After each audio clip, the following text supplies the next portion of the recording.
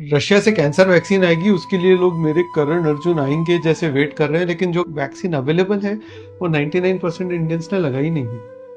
3 कारण है उसके, वो समझते हैं, लेकिन पहले ये समझ लेते हैं कि वो वैक्सीन क्या है। देखिए, ह्यूमन पैपिलोमा वायरस मतलब एचपीवी एक वायरस होता है जिसकी वजह से लगभग सारे सर्वाइकल कैंसर्स होते हैं, जो इंडिया में महिलाओं का दूसरा सबसे बड़ा कैंसर है।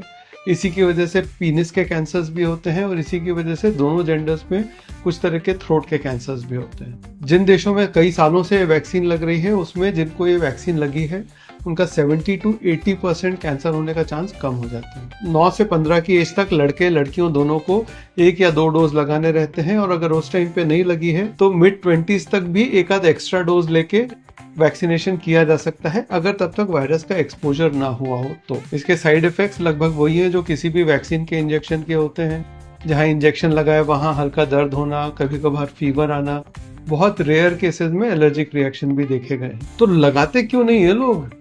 उसके 3 कारण है। सबसे बड़ा यही है कि वैक्सीन बहुत महंगी है। कुछ साल पहले तक 15 से 30 हजार रुपए तक का पूरा कोर्स पड़ा करता था, अब इंडिया में बनने लग गई है और उसका प्राइस ऑलमोस्ट 1/10 हो गया है। लेकिन अभी भी ये नेशनल इम्यूनाइजेशन प्रोग्राम का पार्ट नहीं है, इसलिए बहुत ज्यादा वाइड स्प्रेड इसका अभी तक यूज हुआ नहीं है। दूसरा, क्योंकि ये एक ऐसे वायरस की वैक्सीन है जिसका सबसे common mode of spread sexual transmission है, इसलिए बच्चों को लगाने में बहुत लोग हेजिटेट करते हैं।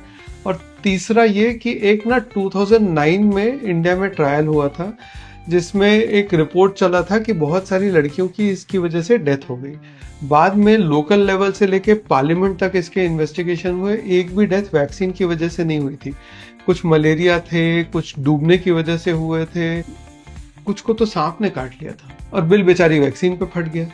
तो अर्जुन जब आएगा, करण तो आ गया है, उससे तो मिल लो।